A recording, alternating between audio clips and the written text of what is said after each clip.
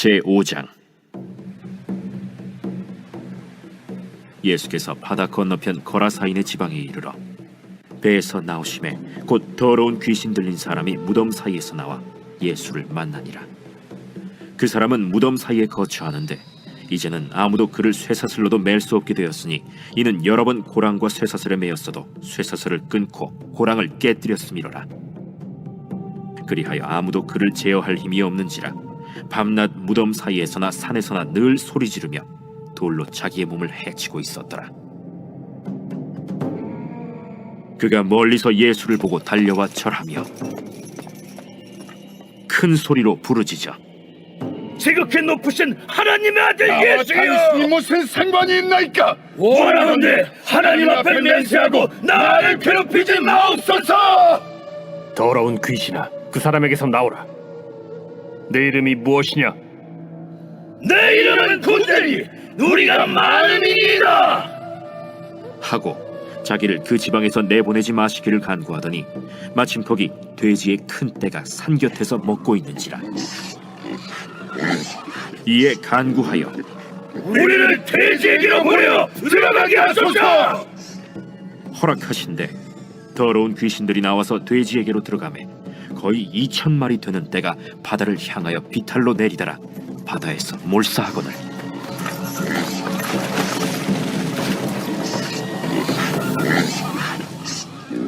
치던 자들이 도망하여 읍내와 여러 마을에 말하니 사람들이 어떻게 되었는지를 보러 와서 예수께 이르러 그 귀신 들렸던 자 곧 군대 귀신 집혔던 자가 옷을 입고 정신이 온전하여 앉은 것을 보고 두려워하더라. 이에 귀신 들렸던 자가 당한 것과 돼지의 일을 본 자들이 그들에게 알림해 그들이 예수께 그 지방에서 떠나시기를 간구하더라.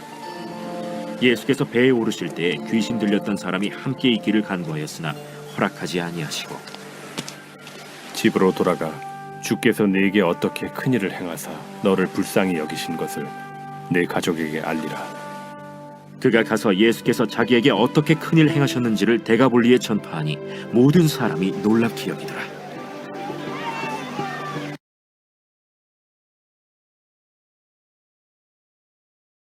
오늘 보게 되는 이 귀신 들린 거라사 광인의 이야기를 통해서 포기하지 않는 예수님의 사랑을 발견하게 되기를 소망합니다. 우리가 계속해서 기적 시리즈를 보고 있습니다. 그러나 이 기적 시리즈는 그저 기적의 이야기를 설교하는 시간이 아닙니다. 오늘 여러분이 이 시간에 앉아 있는 이유는 기적의 이야기를 듣기 위하여 앉아 있는 것이 아닙니다. 진짜로 기적을 경험하기 위하여 이 자리에 앉게 되었음을 믿게 되기를 소망합니다. 내 인생에도 기적이 일어날 것이다라는 사실을 믿으십니까? 우리가 오늘 만나게 될 기적의 주인공은 정신적으로 최악의 상황 가운데서도 더 가장 최악에 처했던 사람이었습니다. 보통 사람이 아니죠.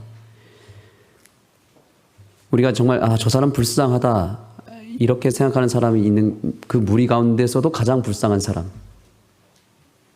그런데 그 불쌍한 사기 들린 이 남자가 한 번 예수님을 제대로 만났을 때 어떻게 됐을까요? 여러 번 만난 것도 아니고 단 한 번 만났는데 그 한 번의 만남을 통해서 그의 삶이 완전히 변화되고 능력이 일어나고 그의 인생이 완전히 송두리째 뽑히고 새로운 인생으로 바뀌게 되었다는 사실입니다. 적당히 변하거나 살짝 변한 것이 아니라 완전히 180도 완전하게 변한 것입니다. 이러한 변화가 우리에게 있게 되기를 소망합니다. 오늘 본문의 5장 2절과 3절을 한번 읽어주시기 바랍니다. 2절과 3절입니다.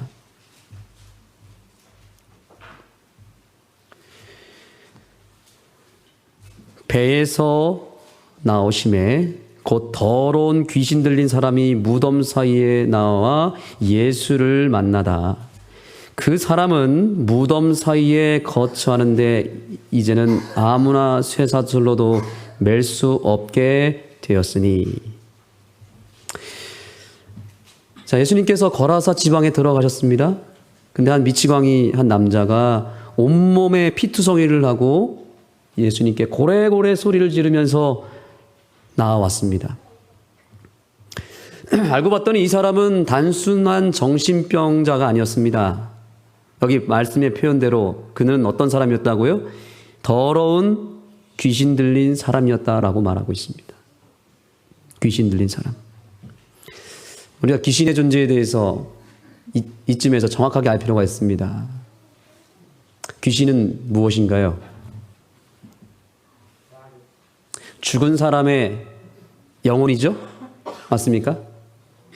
아닙니다. 우리 재림교회가 인식하고 있는 귀신의 정체는 죽은 사람의 영혼이 아니라 요한계시록에 정확하게 그 출처가 밝혀져 있습니다. 하늘에 전쟁이 있으니 그 미가엘과 용이 싸웠는데 누가 이겼어요? 미가엘이 이기고 사단과 그 천사 3분의 1이 어디로 내어 쫓겼다 그랬죠? 땅으로 내어 쫓겼다고 얘기합니다. 그 땅이 어디예요? 지구입니다. 그러니까 이 지구상에는 사단과 그 사단을 추종하는 영적인 존재들, 천사들이 이 세상에 있다는 거죠. 바로 그들이 귀신의 정체들입니다. 우리 학생들이 가끔 밤에 제가 태워주면 아주 재밌습니다. 아주 차에서 내리자마자 냅다 달립니다. 왜 그럴까요? 귀신 나올까봐 막 뛰어갑니다. 예, 방금 나갔는데. 근데 여러분, 예수님 믿는 사람은 그런 가짜 귀신 두려워할 필요가 없습니다. 예. 이 귀신의 실체는 영적인 존재들이다. 영적이기 때문에 어디에 임할까요? 우리의 마음에 역사하고 마음을 유혹하고 마음을 공격하는 존재가 바로 악한 천사, 영, 여기서 말하는 귀신. 근데 번역을 우리나라 용어로 귀신이라고 표현했지만 실제로는 이건 영이라는 뜻입니다. 영, 악한 영 이런 뜻입니다. 이 시간을 통해서 새롭게 인식하게 되기를 소망합니다. 그래서 귀신 들렸다 이런 표현이 사실은 듣기에 거북할 수 있습니다. 그러나 영적인 차원에서 우리가 접근할 필요가 있는데 영적인 존재이기 때문에 악한 천사들이 얼마든지 우리의 마음에 역사할 수 있을까요? 얼마든지 역사할 수 있습니다.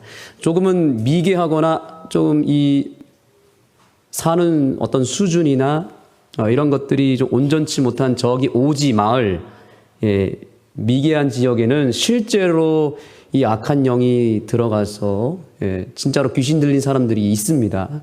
근데 오늘날 사회에는 삶의 수준이 올라가고 경제와 또 여러 여건들이 좋아지면서 살기 좋아지면서 그런 현상은 거의 나타나지 않습니다. 대신에 이 사단이 거기서 물러갈 존재가 아니거든요. 호락호락한 존재가 아닙니다. 다양한 형태로 지금 저와 여러분의 마음을 지배하기 위해서 접근하고 있다는 것을 기억해야 됩니다. 오늘날 현대의학에서는 이것을 병리학적으로 그저 정신병이다, 우울증이다 이렇게 판단하지만 우울증을 비롯한 정신병들을 우리가 잘 살펴보면 거기에는 영적인 존재들의 역사가 있다는 것입니다. 그래서 아주 다양하게 나타나고 있어요. 사실은 죄송한 얘기지만 여기 있는 저와 여러분은 이 악한 영들의 지배와 공격과 유혹을 날마다 받고 있다는 것을 기억하셔야 됩니다. 제가 학생 때 우리 친구들끼리 이런 표현을 많이 썼습니다. 나 지름신이 임했어. 지름신이 뭐죠? 지름신? 지르는 거예요, 쉽게 얘기하면. 예. 실제로 제가 학교 다닐 때에는 이 외모에 아주 많은 신경을 쓰다 보니까 용돈을 모아서 친구들과 자주 동대문에 가서 옷을 사러 가고 신발을 사러 갔습니다. 지름신이 임한 것이죠. 그래서 돈도 없는데 그 용돈을 모아서 말도 안 되는 가격으로 신발과 옷을 사 입는 것입니다. 지금 생각해보면 정말 내가 그때 제정신이 아니었구나 이런 생각을 하게 됩니다. 사람마다 이렇게 어딘가 영적인 어떤 힘에 의해서 지배를 받는 경우가 있습니다.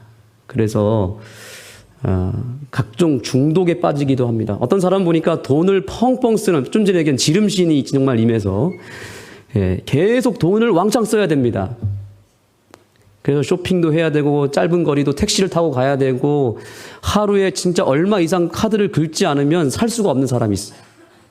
무슨 신이 임한 거예요? 어떤 영이 임한 거죠? 돈신이 임한 거예요. 지름신이 임한 것입니다. 폭력의 신이 임한 사람도 있을까요? 이런 사람은 계속해서 손이 올라갑니다. 주변 사람들이 막 근처에 가면 막 맞아요. 여러분들 가운데 그런 분이 없죠? 폭력의 신이 혹시 나는 임한 것 같다 있으십니까? 여기에는 없는 것 같습니다. 그런데 이런 영이 임하면 막 때립니다. 아내도 때리고 애들도 때리고 막 다 때립니다. 우리 악한 영의 세계 속에는 여러 다양한 종류의 담당자들이 있는 것 같아요. 훔치는 것을 담당하는 전문 천사도 있는 것 같아요. 그 천사가 임하면 어떻게 될까요? 계속 훔칩니다. 돈이 있든 없든 가진 게 많든 적든 훔치는 것도 이게 하나의 영적인 지배에 의해서 병이거든요. 훔칩니다, 계속. 먹신도 있습니다. 보통 과식하는 정도가 아니라 여러분 유튜버 가운데 여자인데 수백만의 구독자를 가지고 있는 한 여성인데 저보다 몸이 더 왜소합니다. 그런데 영상으로 찍는 거예요. 어느 한 식당에 들어가서 20인분을 시킵니다. 그리고 그 자리에서 다 먹어버립니다. 30인분 막 다 먹어버려요. 깨끗하게. 음란마귀의 영이 임하면 어떻게 될까요? 밤새도록 음란 사이트에 들어가서 영상을 보고 음란한 행위를 합니다. 귀차니즘의 영도 있습니다. 이게 임한 사람은 하루 종일 방 안에만 있어야 됩니다. 제 주변에 가까이 그런 사람이 한 명 있습니다. 아주 주변에서 가족들이 너무 힘든 거예요. 씻지도 않고 밥도 거의 먹지 않고 방 안에만 몇 개월씩 있는 겁니다. 나오지도 않아요. 머리도 안 자릅니다. 씻지도 않습니다. 근데 이번에 코로나 기간에 이런 은둔형 외톨이가 20만 명 이상 우리나라에 있다고 합니다. 통계에 의하면. 이게 뭐가 임한 거죠? 게으름의 영이 임한 것입니다. 요즘 여러분 트랜스젠더, 동성애자가 점점 늘어나고 있다는 사실 아십니까? 남성이 남성을, 여성이 여성을 성적으로 사랑하는 것입니다. 그것을 이제 막 유튜브에다 그냥 올립니다. 대놓고 올립니다. 자랑합니다. 굉장히 심각한 문제입니다. 이것도 누구의 영이죠? 악한 천사의 영에 의해서 지배하는 것입니다. 여러분 외국 나가보시면 지금 밤에 거리에 딱 나가면 마약 환자들이 엄청나게 많습니다. 그리고 마약을 피면서 미치광이처럼 돌아다닙니다. 이것을 우리가 단순한 질병으로 치부할 것이 아니라 오늘날 사단이 악한 영들이 우리를 지배하는 여러 가지 방법 중에 하나라는 사실을 기억하셔야 됩니다. 그래서 우리가 예수님의 영의 지배를 받지 않으면 그 강도의 차이만 다를 뿐 반드시 어떤 영에 의해서 지배를 받게 되어 있다는 사실을 인식해야 됩니다. 오늘 우리는 어떤 영의 지배를 받고 있는지 한번 돌아볼 필요가 있습니다.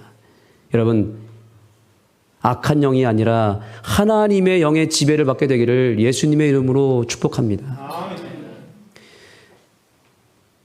기도의 영이 임하면 그 사람은 기도할 수 있습니다. 오늘 우리 김종민 장로님께서 여기 찬양을 뜨겁게 해주셨습니다. 여러분 어떠셨습니까? 힘이 나고 정말 찬양이 더 행복하고 즐겁지 않습니까? 왜냐하면 우리 김종민 장로님 부부에게 찬양의 영이 입에 머려서 그런 것입니다. 찬양의 영이 임하니까 두 장로님을 통해서 이 자리에 찬양의 영이 임한 것입니다. 여러분 말씀의 영에 임하시고 기도의 영의 지배를 받으시고 찬양의 영의 지배를 받는 우리의 삶이 되기를 간절히 소망합니다. 그래서 오늘 이 말씀을 통해서 이 거라사 광인은 바로 나 자신이구나. 이렇게 인식하시고 인정하고 내가 어느 영의 지배를 받는지를 돌아보는 이 시간이 되기를 소망하는 것입니다. 자, 그런데 여러분, 제가 이제 여러 극단적인 얘기를 했지만 오늘 여기서 우리가 이 성경 말씀에서 한 가지 깨달아야 될 사실이 있습니다. 이 거라사 광인이 어디서 등장하고 있습니까? 어디서 나왔다고요? 무덤 사이에서 나왔다라고 말하고 있습니다. 왜 무덤 사이에서 나왔을까요? 저는 이 말씀에서 묵상을 통해서 한 가지 사실을 깨달았습니다. 왜 무덤에서 나왔을까요? 악한 영이니까, 귀신이니까 무덤에서 나오는 게 맞습니까? 사실은 죽으면 끝이에요. 죽은 영혼이 거기서 나오는 것도 아닙니다. 그런데 왜 무덤에 있었냐는 겁니다. 사실 귀신과 무덤은 아무 상관이 없습니다. 더 근본적인 이유가 있습니다. 사람들로부터 철저하게 외면을 받은 것입니다. 그래서 이 남성은 오갈 데가 없었던 거예요. 가는 곳마다 사람들이 도망가고 피하고 부담을 갖고 두려워하면서 다 도망가 버립니다. 가족들한테도 버림을 받은 것이죠. 친구들도 외면한 것입니다. 그래서 어디로 간 것입니까? 아무도 없는 무덤 사이로 그가 들어간 것입니다.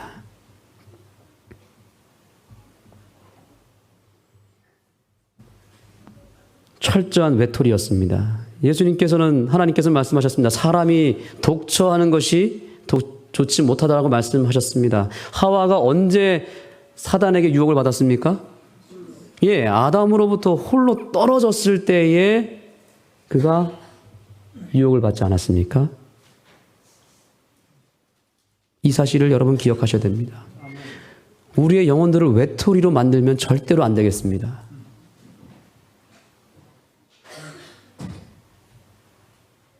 우리가 왜 교회를 다녀야 될까요? 오늘 장로님께서 간증하셨습니다. 절대로 여러분 마음 상하더라도 절대로 신앙을 포기하거나 교회를 떠나지 말라고 하셨는데 왜 교회를 다녀야 될까요? 교회는 공동체입니다.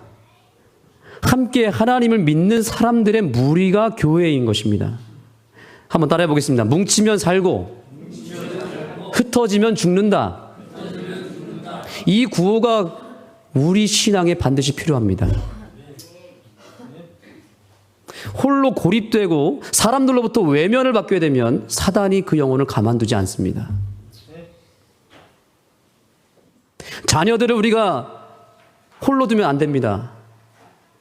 방치해 둬버리거나 바쁘다는 이유로 떨어뜨려 놓으시면 어떻게 될까요? 그 홀로 있는 시간이 늘어나고 분리되어 살기 시작하고 부모로부터 단절되고 소통하지 못하고 심지어 하나님으로부터 단절되기 시작하면 그 자녀는 반드시 악한 영의 지배를 받게 되어 있습니다. 그래서 중독자가 나오는 것입니다. 왜 자녀들이 게임에 빠지고 세상 음란물에 빠지고 왜 자녀들이 그렇게 힘들게 살아갈까요? 방치해둬서 그런 거죠. 하나님과 분리시키고 자녀들과 부모가 분리돼 버리고 홀로 처하다 보니까 당하게 된 것입니다. 그래서 점점 다양한 형태로 중독자가 돼 버리고 성적인 문제가 일어나고 사용하는 말이 거칠어지고 행동이 이상하게 돼 버린 이유, 우리가 자녀들을 방치해 둬 버렸기 때문이죠. 그래서 우리는 우리의 사랑하는 자녀들과 가족들과 그리고 무엇보다 나 자신을 절대로 홀로 고립시켜서는 안 됩니다. 반드시 그 고립된 장소에서 빼내어서 하나님 앞으로 데려와야 되는 것입니다. 하나님과 떨어지는 시간이 길어지면 길어질수록 악한 영의 지배를 받기가 너무나 쉽습니다. 혼자 신앙한다는 사람이 있습니다. 나는 혼자 신앙할 수 있어. 천만에요. 저는 혼자 신앙하는 사람 가운데 온전한 사람을 보지 못했습니다. 사람이 이상하게 돼버립니다. 물론 우리가 홀로 있을 때도 필요합니다. 그러나 그 홀로 있을 때에는 교회라고 하는 공동체에 온전히 뿌리 내린 상태에서 필요할 때 하나님과 더 가까이 나가기 위해서 홀로 할 필요는 있겠지만 365일 홀로 신앙하고 홀로 지내고 홀로 생각하고 고립되어 버리면 사단의 영이 가만두지 않는다는 사실을 반드시 기억하시기 바랍니다. 여기 우리 학생들이 있습니다. 우리 학생들 잘 들으세요. 목사님이 아침에 깨워서 교회 나오라고 하면 감사합니다 하고 그냥 나오면 돼요. 집에 방에 홀로 있어봤자 유익한 게 뭐가 있을까요? 금방 폐인됩니다. 알겠죠? 폐인되기 싫으면 목사님이 부를 때 네 하고 나오면 돼요. 알았죠? 교회 오면 정신이 건강해져요. 근데 방 안에 처박혀 있으면 정신이 혼미해집니다. 더러워집니다. 나와야 됩니다. 우리 홀로 계신 어르신들 자꾸 교회로 모셔와야 됩니다. 몸이 안 좋으셔서 못 오시면 찾아가서라도 우리가 기도하고 그 장소를 교회로 만들어야 됩니다. 그래야 안전할 수 있습니다. 영적으로. 다시 한번 오늘 이 말씀을 근거로 해서 선포합니다. 무덤에 거하지 마시고 생명이 있는 가운데로 나오게 되기를 소망합니다.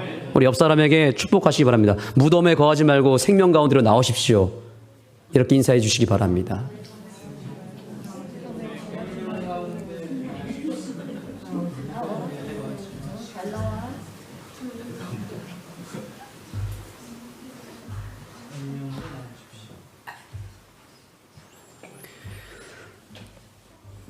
네, 감사합니다. 자, 여기 4절의 말씀을 보시겠습니다. 4절. 이는 여러 번 고랑과 쇠사슬에 매었어도 쇠사슬을 끊고 고랑을 깨뜨렸음이로라. 그리하여 아무도 저를 제어할 힘이 없는지라. 밤낮 무덤 사이에서나 산에서나 늘 소리 지르며 돌로 제 몸을 상하게 하고 있었더라. 제어할 수 없는 힘이 이 남자의 몸을 계속 망가뜨리기 시작합니다. 여러분, 사단에게 지배를 받게 되면 몸이, 마음이, 인생이 점점 망가지기 쉽습니다.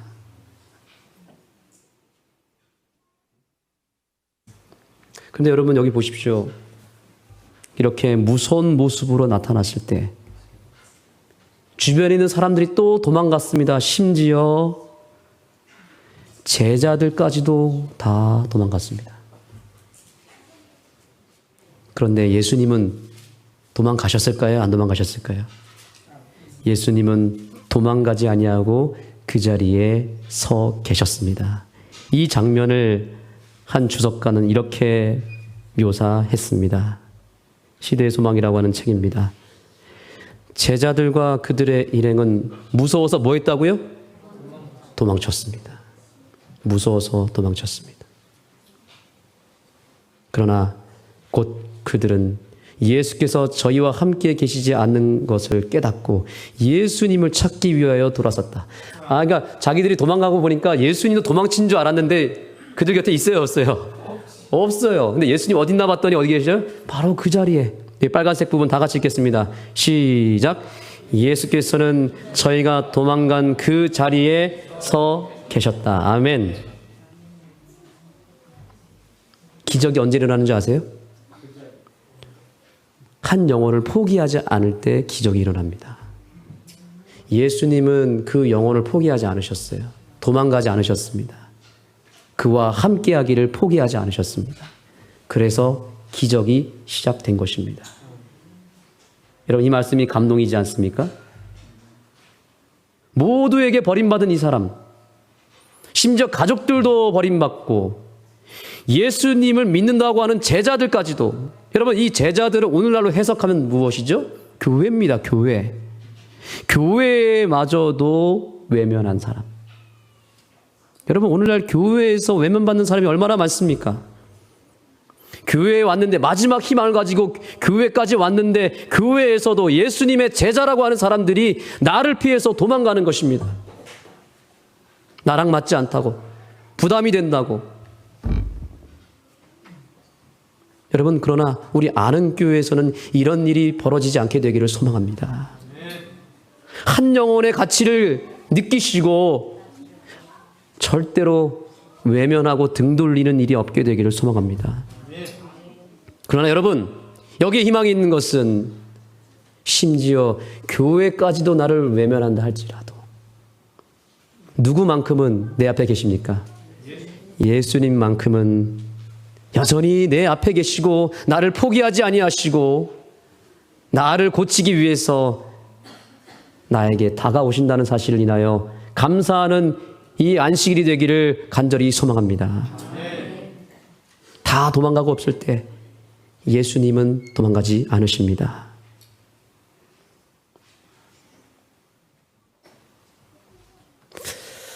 저는 이 영감의 글을 읽으면서 또 하나 중요한 아주 감동적인 사실을 발견했습니다. 그것은 뭐냐면 예수님이 이 영혼을 존중해 줬다는 사실입니다.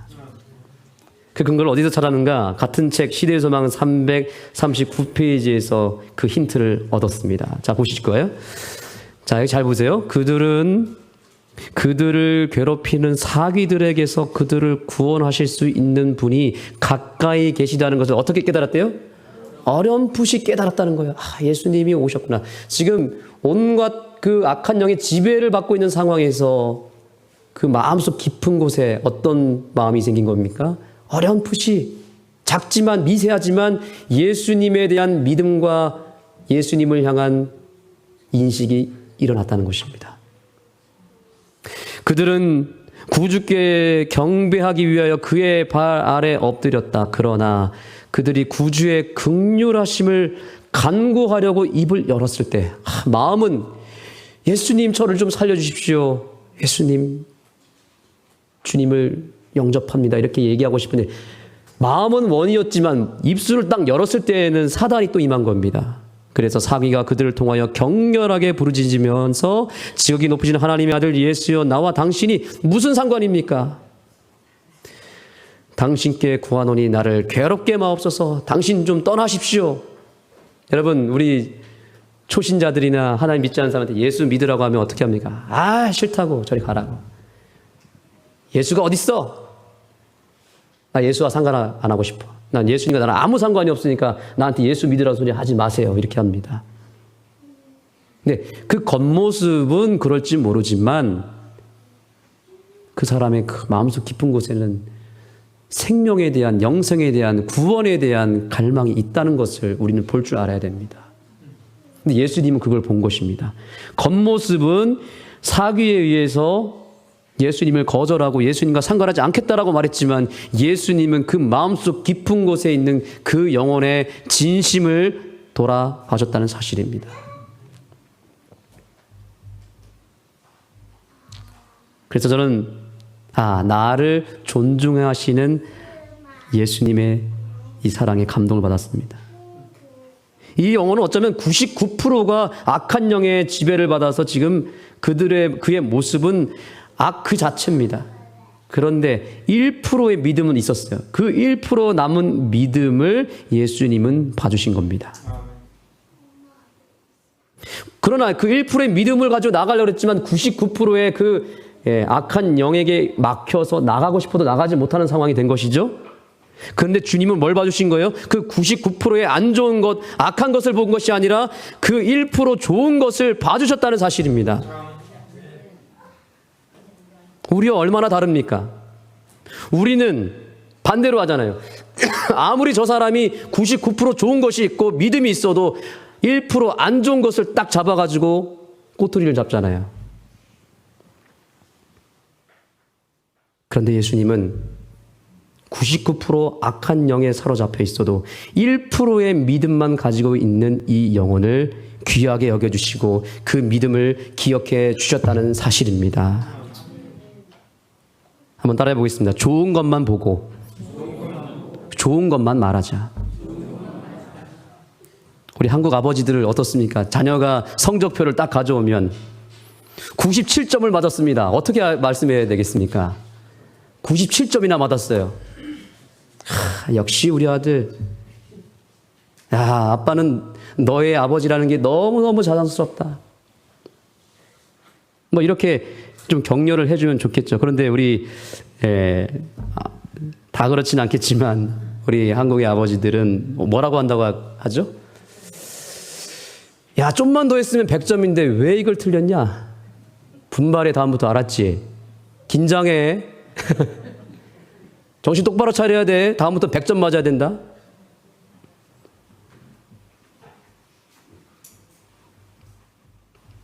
여러분, 우리가 상대방을 소중하게 생각하면 지켜주려고 노력합니다. 그리고 좀 스크래치가 나더라도 소중한 것이 있으면 그거를 잘 닦고 다시 맨들맨들하게 고쳐서 쓰려고 하지 절대로 버리지 않습니다. 예수님은 이 사기 들린 남자를 그렇게 봐주신 겁니다. 너무나 소중하고 그 1%의 가능성이 너무 귀했던 것입니다. 교육의 아버지라고 하는 칼 비테라는 학자가 있습니다. 이 칼 비테는 독일의 아주 유명한 교육학자입니다. 교육의 아버지라고도 불립니다. 이 사람이 쓴 책은 교육학의 바이블이라고 말합니다. 그런데 이 칼 비테의 아들이 있는데 주니어 칼 비테인데 이 칼 비테 주니어는 처음부터 태어날 때 발달 장애를 가지고 미숙아로 태어났습니다. 얼마나 절망적입니까? 얼마나 이 아이를 볼 때마다 화가 나고 어떻게 나한테 이런 시련을 주시냐고 원망스러운 이야기가 나오겠습니까? 그런데 이 칼 비테가 어떻게 했는가? 이 아버지가 정말 위대한 것은 내가 이 아이를 천재로 만들겠다. 딱 태어나자마자 그 발달장애 미숙아 아이를 놓고 내가 이 아이를 하나님께 드리고 천재로 만들겠다 결심하고 아주 특별한 방법으로 교육을 하기 시작합니다. 3살 때 6개 국어를 했다고 합니다. 그리고 6살 때부터 고등학교를 들어가고 13살에 대학을 들어갑니다. 그리고 17살 때 박사학위를 받고 교수가 됩니다. 17살이에요. 미숙아였던 이 발달장애 아이가 한 아버지의 기도와 노력으로 평생 절망적으로 살 뻔했던 이 아이가 그 아버지의 그 강한 믿음과 결심을 통해서 완전히 반대의 인생으로 가버린 것입니다. 근데 이 칼 비테가 첫 번째 교육 방침이 뭐라고 하냐면 아주 중요합니다. 자기는 이렇게 얘기합니다. 한 번도 자기 아이를 아이처럼 대하지 않았다는 겁니다. 어른처럼 대해줬대요. 어른처럼. 두 번째는 뭐냐면 아이의 잠재력을 빨리 찾아주고 그 잠재력을 극대화하기 위해서 올인했다고 합니다. 여러분이 놀라운 기적의 원리인 것입니다. 동방 박사들이 어떻게 아기 예수에게 경배하러 왔을까요? 겉모습은 너무나 연약하고 작고 천진난만한 아주 연약한 아이가 보통 아이가 아니라 누구라고 본 겁니까? 이 세상을 구원할 메시아 예수 하나님의 아들이라고 봐버린 것입니다. 그리고 그들의 눈에는 그 아이가 메시아로 보인 것이고 그 아기 예수 안에 있는 잠재력과 그 능력을 미리 보고 처음부터 예수님으로 경배해버린 것입니다.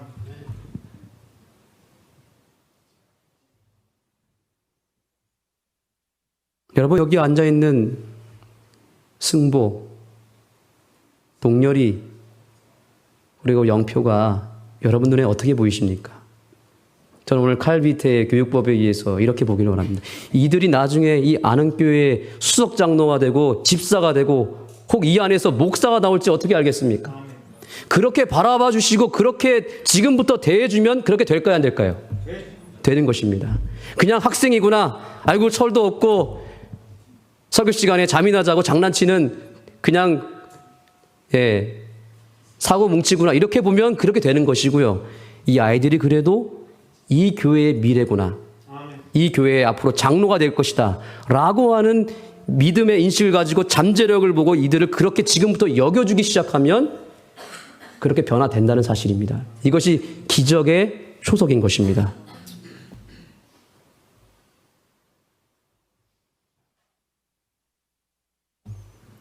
손흥민이 어떻게 태어났을까요? 세계적인 월드 클래스라고 하지 않습니까? 아버지가 있었기 때문이에요. 아버지가 어렸을 때부터 아끼고 모든 훈련에 따라다니면서 그 아이의 연골이 상하지 않도록 무리시키지 않고 그 아이가 잘 성장할 수 있도록 그 아버지의 엄청난 코칭이 있었습니다. 그런데 오늘날 우리나라에 많은 유망주들이 있는데 왜 손흥민 같은 사람이 안 나오는 줄 아십니까? 그 아버지가 이렇게 얘기하더라고요. 유망주들은 많은데 이 감독과 코치들이 욕심이 있어가지고 시합에 나갈 때마다 무리하게 만드는 겁니다. 더 뛰라고 그러고 그 선을 넘어가서 훈련을 시켜가지고 벌써 선수가 시작될 때 선수 생활할 때 이미 연골이 다 끝나버린대요. 다 너덜너덜해져가지고 선수 생활 시작하면 이미 끝나버린대요. 부상 때문에 금방 사양길로 가버린다는 겁니다. 그런데 손흥민은 왜 지금까지 살아남았는가? 그 아이가 자라나고 있는 그 상황에서 지켜준 거예요. 이 아이의 가치와 잠재력을 상하지 않도록 지켜준 것입니다. 존중받게 되면 기적이 일어나는 것입니다. 악한 영의 지배를 받아서 정신이 혼미하고 삶이 무너진 사람을 고치는 방법 간단합니다. 그 사람의 자존감을 키워줘야 되는 것입니다. 인정해 주는 것입니다. 어쩌면 이 사기 들린 남자는 한 번도 자기를 인정해주고 알아봐주고 자기의 가치를 발견해주는 한 사람을 발견하지 못했던 것입니다. 그러나 예수님이 어느 날 나타나셔가지고 다 도망갔는데 예수님은 도망가지 아니하고 오히려 그 믿음을 귀하게 여겨주시고 그 믿음을 끌어내 준 것입니다. 그래서 기적이 일어난 것입니다. 그리고 이 불쌍한 남자에게 부드럽게 다가간 것입니다. 우리 서로가 그렇게 인정해주고 격려해주고 품어주고 못해도 잘한다고 여겨주고 지금도 늦지 않았다라고 격려해줄 수 있었으면 좋겠습니다. 다 희망이 없다라고 말하고 이미 늦었다 끝났다라고 말할 때 우리 아는 교회 성도님들만큼은 서로에게 아니야 잘할 수 있어 아직도 희망이 있어 라고 그렇게 격려해 줄 수 있는 우리 모두가 되었으면 좋겠습니다. 우리가 위로해 주지 않으면 어떻게 되는지 아십니까? 사단이 위로해 버립니다. 사단도 위로합니다. 어떻게 위로할까요? 세상에 여러 매체가 있지 않습니까? 왜 사람들이 드라마를 보면 눈물을 흘리고 영화를 보면서 왜 힐링을 할까요? 교회에 와서 또는 영적으로 하나님께 위로받고 힘을 얻어야 되는데 거기서 힘을 얻지 못하니까 사단이 딱 그 자리를 차지해 버린 겁니다. 그러면 끝나는 거예요, 이제.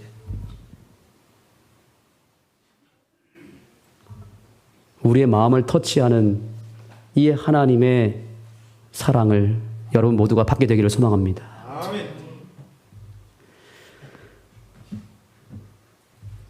두 번째 원리입니다. 자, 첫 번째 원리는 나를 존중하시는 예수님이고요. 자, 이제 두 번째입니다. 희생을 감수하시는 예수님입니다. 자, 예수님께서 그에게 뭐라고 그러냐면 군대 귀신에게서 나오라라고 말합니다. 나오라, 귀신아 나오라. 예수님에게 이 군대 귀신이 협상을 합니다. 어디로 보내달라고요? 저기 더 더러운 돼지떼에게 저희를 보내주십시오. 그러자 예수님께서는 군대 귀신의 요청을 허락하셨습니다. 그래서 이 군대 귀신은 그 미치광이 남자에게서부터 빠져나와서 곧장 돼지떼 속으로 들어갔습니다. 약 2,000마리나 되는 돼지떼들을 미치게 만들었고 그 미친 돼지들은 갈릴리 바닷속으로 들어갔습니다. 자, 이 대목에서 사람들은 질문을 합니다. 도대체 왜 애꿎은 돼지떼를 죽였냐고요. 돼지가 무슨 잘못이냐고요. 물론 이것은 현대의 어떤 현대인들의 입장에서 볼 때 동물 학대라고 볼 수도 있습니다. 자, 그런데 우리는 여기서 중요한 사실을 깨달을 필요가 있습니다. 왜 예수님께서는 그 악한 영들을 돼지떼에 보냈을까? 일단 이 말씀을 보시죠. 네, 5장입니다. 마가복음 5장, 15장이나 5장입니다. 허락하신데 더러운 귀신들이 나와서 돼지에게로 들어가니 거의 2,000마리 되는 떼가 바다를 향하여 비탈로 내려달아 바다에서 몰살하거늘. 돼지떼가 희생했습니다. 예수님이 이것 때문에 오해를 받게 되고 오히려 공격을 받습니다. 여러분, 우린 여기서 한 가지 사실을 깨닫습니다. 희생을 감수하지 않으면 안 된다는 거죠. 희생을 통해서 어마어마한 기적이 일어난 것입니다. 여러분, 예수님을 믿고 우리가 변화되고 구원받는 일에 있어서는 공짜가 없습니다. 희생할 게 많이 있습니다. 여기 우리 학생들을 그리스도인으로 만드는 데 드는 시간과 비용이 어마어마합니다. 아는 교회가 기적을 경험하기를 원한다면 우리 학생들에게 더 많은 사랑과 헌신이 필요한 것입니다. 이 아는 교회가 지금도 이렇게 기적을 경험하고 어마어마한 하나님의 사업을 펼칠 수 있게 된 것은 성도님들의 헌신과 시간과 물질을 하나님을 위해서 쏟아 부었기 때문인 것입니다. 기적이 일어나지 않는 이유, 희생하지 않기 때문에 그런 것이죠. 예수님께서는 오늘날 저와 여러분의 구원을 위해서라면 모든 것을 동원해서라도, 모든 것을 희생시켜서라도 한 영혼을 살리기를 원한다는 사실을 기억하시기 바랍니다. 아까 칼비트 얘기를 했죠. 아들의 그 회복과 아들의 성장과 변화와 성공을 위해서 그 아버지가 평생을 희생하고 바칩니다. 모든 시간과 물질을 다.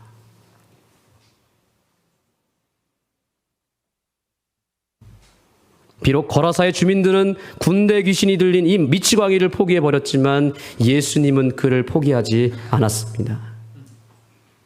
돼지 2,000마리라도 희생해서라도 그를 살려내기를 원하셨다는 사실입니다.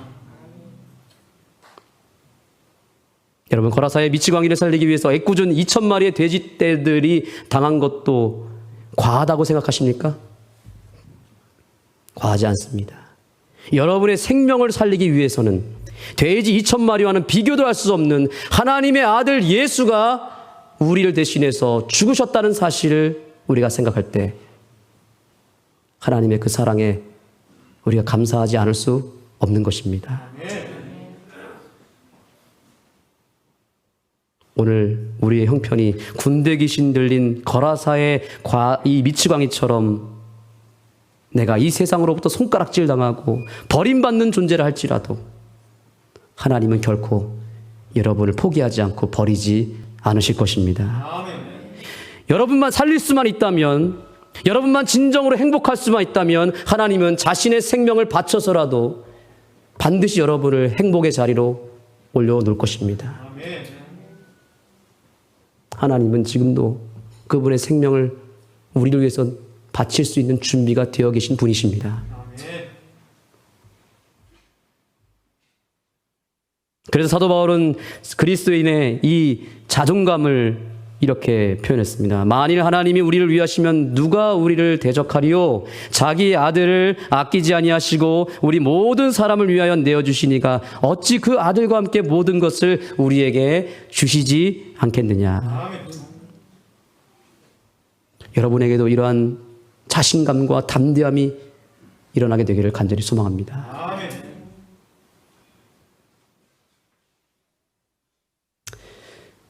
네, 이제 한 가지 마지막 이유를 살펴보겠습니다. 왜 돼지떼로 예수님께서 보내셨을까? 왜 그렇다고 생각하십니까? 이제 두 번째 이유입니다. 왜 돼지떼를 죽이셔야만 했을까? 사단의 세력이 얼마나 지저분한 존재들인지를 보여주는 대목입니다. 사단이 쫓겨날 때 갈 때 깨끗하게 물러나면 얼마나 좋습니까? 근데 사단은 그런 존재가 아닙니다. 자기가 죽더라도 가더라도 단 한 명이라도 괴롭히고 죽이는 것이 사단이에요. 사단의 목적이 무엇인지 아십니까? 여기 있는 우리들 가운데서 단 한 명이라도 끌어내려서 자기와 함께 멸망의 구렁텅이로 낭떠러지로 빠져나갈 사람을 한 명이라도 얻기 위해서 우리에게 역사하고 있다는 사실을 기억하시기 바랍니다.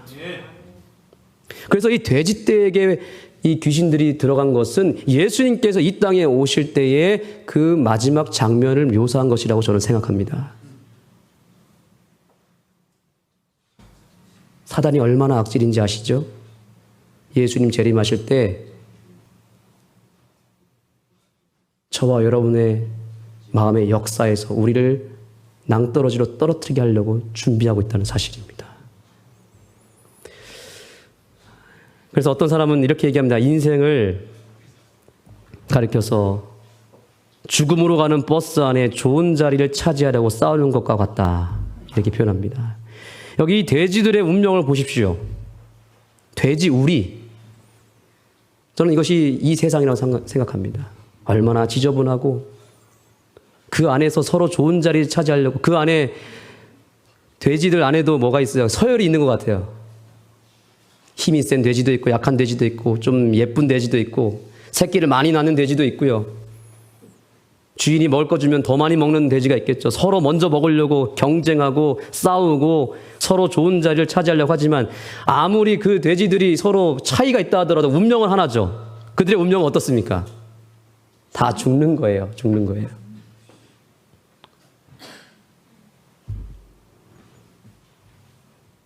오늘 돼지떼를 통해서 우리의 운명을 보여주고 계십니다. 부정한 짐승인 돼지처럼 우리도 이 오물과 같은 돼지 우리 안에 이 세상이라고 하는 우물 속에 살면서 서로 싸우고 경쟁하고 서로 좋은 자리를 찾기 위해 살고 있지만 우리의 운명은 결국 죽게 될 것입니다. 큰 소리로 부르짖어 가로되 지극히 높으신 하나님의 아들 예수여 나와 당신과 무슨 상관이 있나이까? 이것이 우리들의 선택의 기로에 매우 중요한 고백입니다. 세상 사람들은 이렇게 고백합니다. 난 예수님과 상관하고 싶지 않아. 나 건들지 마. 여러분 이제 오늘 운명을 결정하셨으면 좋겠습니다. 아멘. 돼지떼 속에 계속 거하며 살겠습니까? 나는 예수님과 상관없이 살겠다라고 계속해서 저항하면서 그 더러운 우물 속에 계속 살겠습니까? 우리 안에? 아니면 빠져나와서 예수 앞으로 나와서 내 안에 나를 지배하고 있는 그 악한 영으로부터 벗어나기를 원하십니까? 오늘 이 시간 선택하기를 소망합니다.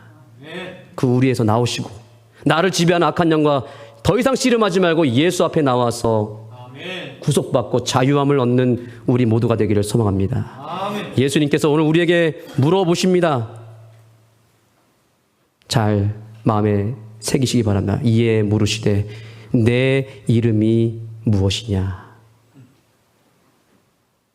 너를 지배하고 있는 그 영이 무엇이냐?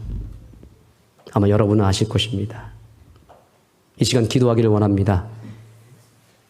개인적으로 기도하실 때 오늘 이 귀신 들린 남성은 그래도 솔직하게 말했습니다. 제 안에 있는 이 영은 군대입니다. 군대. 정확하게 솔직하게 팩트를 얘기했습니다. 오늘도 정말 우리가 살아나기를 원한다면 내 마음을 지배하고 있는 그 영이 무엇인지를 예수님 앞에 만큼은 솔직하게 고백하시고 그 영을 쫓아내시기 바랍니다. 구원받고 새 사람으로 거듭나는 이 시간이 되기를 소망합니다. 개인 기도하시겠습니다.